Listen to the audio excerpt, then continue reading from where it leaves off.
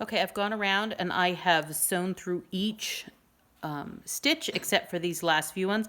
I do want to point something out that I didn't do before. While this isn't required, I find it a little easier if I leave the last one that I sewed through on when I'm taking off the previous loops. It doesn't really matter, but I'm going to show you how I finish. So I'm going to go through, I'm going to put the thread through, the yarn through each of the remaining loops. Okay. And as I went through, I'm going to show this to you. I did actually pull it a little tighter as I went. And this was just so I had enough yarn to finish, okay? And so then this is the last one. If you notice, I'm just to the left of that little peg where I started. So I know that I've gone through everything. Okay, and so I'm just going to pull the rest of these off with my little loom pick. Okay, and then I'm not going to need the loom anymore to finish it. So I'm going to set it over here. Okay, so I have my little hat. I don't know how easy it is to see, but I'm going to start pulling a little tighter, but I'm actually going to bring this on the inside. I find it easier if I finish it with it inside out. So I'm just pushing through the hat. This is the inside. Okay, and I'm just going to pull my yarn so that it forms a nice little closure up top. So it's pretty tight. I don't know if you can see.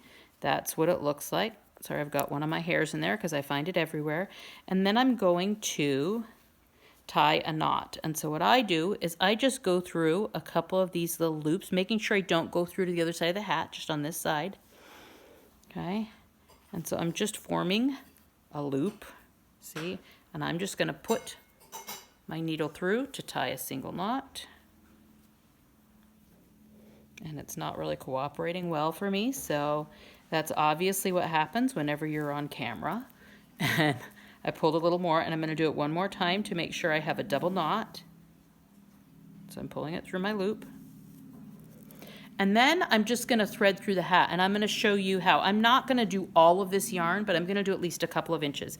And so what I'm going to do, see how there are little loops that are just on this side. Now the yarn matches, so you're not really going to see it a lot in the hat, but I'm just going to go through and pull it through a little bit, make sure it doesn't tighten up the hat. And so like when you look at the other side, you really don't see where I put it through, but it's easier to do on this side, I think, because these little loops, I guess those are the purls. There's knitting and purling, and that goes through. So I just go through a little bit with it.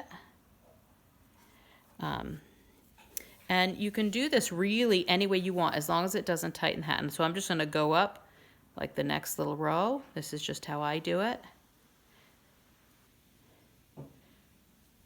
Just so that I'm threading it through. And when you feel you have enough, you know, it's stretched out, you don't see it from the other side, you just cut it off and you'll leave like another inch of yarn done. I'm going to thread a little more and not show it to you, but I would probably go through at least 3 or 4 inches worth. Just I go back and forth like this, but again, you can go all the way down. You can do it however you want. And then you do not need to tie off the end because you did knot it up here. This is just so you don't have a lot of the yarn. And then when you're done, it's going to look like this, and your hat is done.